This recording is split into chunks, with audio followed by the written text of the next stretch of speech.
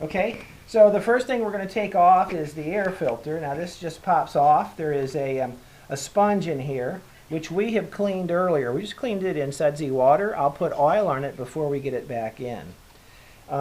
This piece right here, I believe we're going to have to take two screws, 2/4 inch screws out of the back to release this plastic case where the air comes in.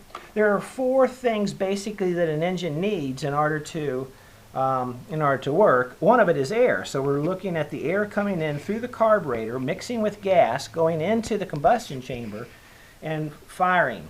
So we also need fire, we need spark, we have air, we need gas, good gas, and then we also need combustion, which is going to be enough pressure in the engine that it'll keep the power going.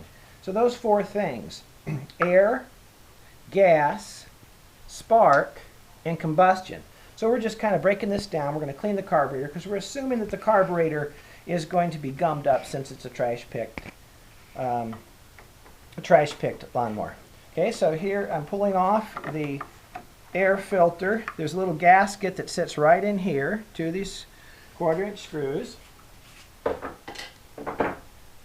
And now I'm going to disconnect the gas line from the gas, and so I just did that.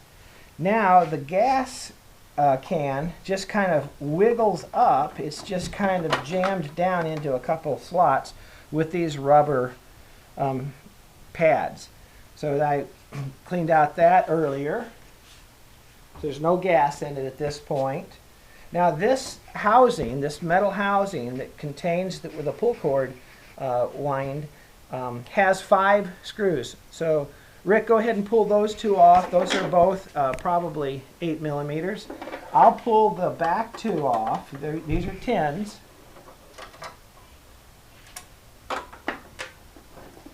And then there's another 8 millimeter that's holding the oil dipstick tube to the. So Rick, go around that side over there and get that last 8 millimeter that's holding on the dipstick. That's all right, Asia. Can you hold the microphone? Okay, and so we'll put all these. I've got a nice little tray here.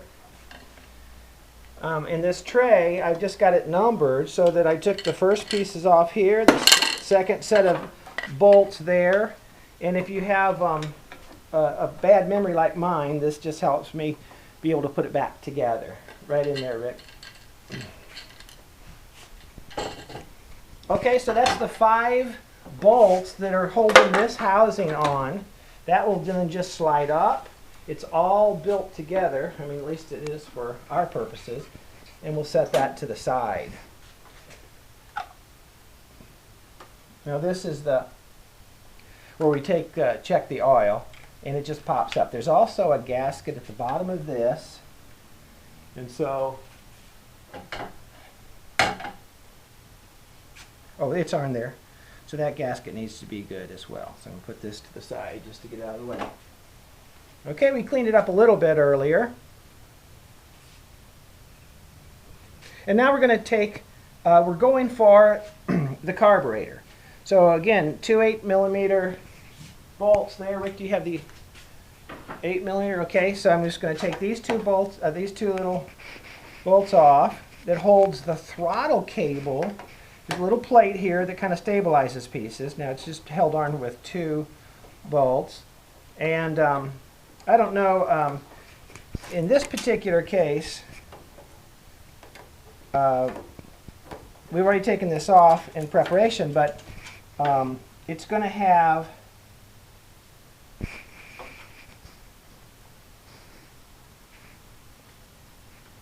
it's going to have a little wire that comes through here, hooks to a spring, and then, but actually I'm missing that. So I'll find that in a second. Okay, and so then to take this carburetor off, we could take bolts off here, but that's going to be a little bit difficult. There's a couple bolts that hold the air gets mixed with the gas and gets pulled into the combustion chamber here through this pipe. And so I'm going to take these 2 off. They have a Phillips head on them, so that'll allow me to get to them pretty easy. And basically, the entire Tecumseh carburetor, the carburetor that's on this Tecumseh will then come off as a unit.